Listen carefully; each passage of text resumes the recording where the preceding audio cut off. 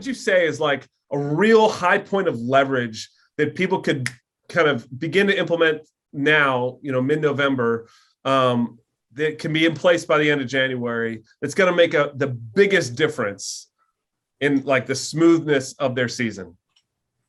Yeah, I mean, I think honestly, that's something that's on so many people's minds right now. I think Craig, said it really well in terms of a lot of the expert level tax pros that really have a lot of confidence and expertise are overly busy and at capacity or beyond capacity already.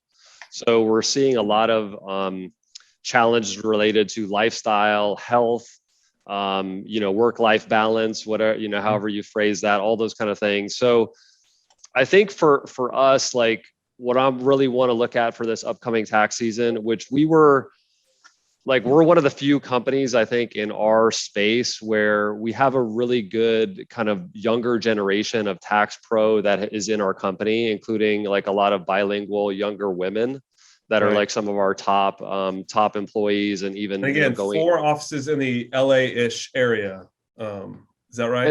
And just I mean, women are so incredible at helping with tax issues. Like there's so many great women preparers, and so just like really providing an actual career pathway for people. I think the problem right now with a lot of people that are over capacity is that we feel like we have to slow down and like waste our time to bring in somebody and develop them. And that is a kind of like, that's a hard basis of having a good relationship with your employees, right? Because if people feel that's how you show that you are investing in them, that time that you spend with them, showing them, hey, this is where you're at now. This is kind of what the next step will look like. So I just think like, just for, if you want to be going to that next point, you have to have a team and other people involved. I mean, there's just that's just the way to do it, because those clients need that personal touch, or else they'll find another solution that provides it, right? So the people have to be servicing those clients that can't be you if you're at capacity. But how do you find those new good people? How do you find people that maybe are currently self-employed that would like to also work with you, or maybe are ready to not be self-employed? But I think just like getting in the headspace of beyond just like, I need help. It's like, what kind of real opportunity, career opportunity am I going to provide to this person that's coming into my organization? And I think when people perceive that, oh, you actually care about like, if I can pick up my daughter from school, you're listening to like, what's important to me about building up my marriage or whatever that life, part of it is. People start to feel that from your organization. I feel like they want to be there and be helping you and be helping clients. I think that is so important right now. We think that staff retention, and I'm going to have a whole webinar on this at some point, because it's something that I've got employees that have been with me for over a decade, and a lot of you interact with my team, so the quality. And I feel like, in fact, we're starting to be asked to speak in agency groups about the culture that we've created here, because I've seen early the importance of this. I just want to magnify what you say. The benefits that you provide to your team, it's not about the actually suite of benefit packages or like the matching 401k or what have you. Mm-hmm. It's treating them like a real person. It's like not seeing them as a cog in your machine, but actually like seeing that work and work life are together. And so that being the case, sometimes life, quote unquote, family stuff will interfere with work. Work obviously always almost interferes with family, but you've got to give that flexibility to your team, and you've got to treat them with the dignity of like letting them take a personal day, or even suggesting that they take a personal day. We do some really radical things when it comes to time off here at TaxProMarketer that I don't really share publicly very often, but we do an enforced week off, paid week off every 8 weeks for my team.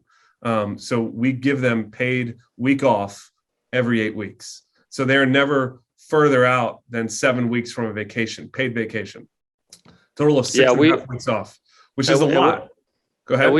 We had you actually were a major inspiration from getting to work with your team. I said, man, this guy's got like amazing you have this amazing customer support team that's mainly, I believe, like moms that are working maybe not, not the regular 9 to 5, have that flexibility, that are where I see like you're not doing the work, but you're getting the work done at such a high level. And we took that and started looking at our company. Like we have two of our kind of newer employees had babies last year. So it's like, how do we set up a situation where you get tons of quality time with your new baby? I mean, what could be more important than that? I mean, that's what we see with this whole pandemic thing, right? Is like those years are so small. So like if you have an employer that's actually like, we have to make this a priority for you to get that quality time with your baby while also not losing this career momentum that you have. And people just kind of pick that up, that you actually care about them. Yep. It's like, we can figure out the rest from there, Right. but at least we have some basis of rapport and like we have this amazing advantage because we're small business guys, right? Like, and gals. So like sorry. I say guys, gender, no worries, but you know what I mean. I'm okay. I'm from DC area. It was just, it's, hey guys, anyway, I live in Kansas City though. Shut up, Nate. We have this great advantage that we're small businesses, and we should lean into that and not become over corporatized with our policies and procedures related to time off, benefits, all that stuff. Yes, give them the things, but do that, like create that environment that engenders loyalty. And we've got to be thinking in those terms. It's not about the money. It's not about the rate that you pay them. Obviously, you got to pay them well, enough for your market area, what they need, what have you, do all the HR compliant things. But it's really about the attitude of how you treat your team. And I know a lot of CPA tax practitioner types, we have to stretch ourselves into that because we are so compliance focused. And I'm just wanting to push people on this area and amplify this, because I think this really is the ninja hack, is your culture. The operational strategy of being able to hire and treat people well.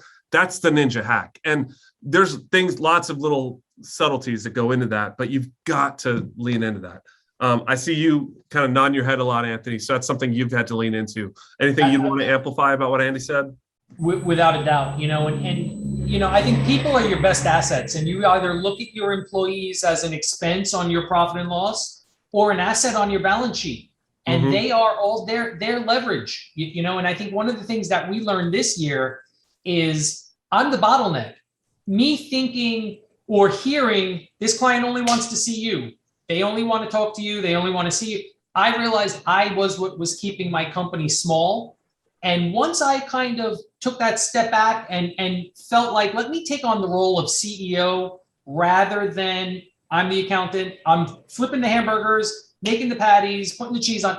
Once I removed myself from that and realized I need to surround myself not only with people, but the right people who have a culture similar to what, and we idolize what you do, Nate.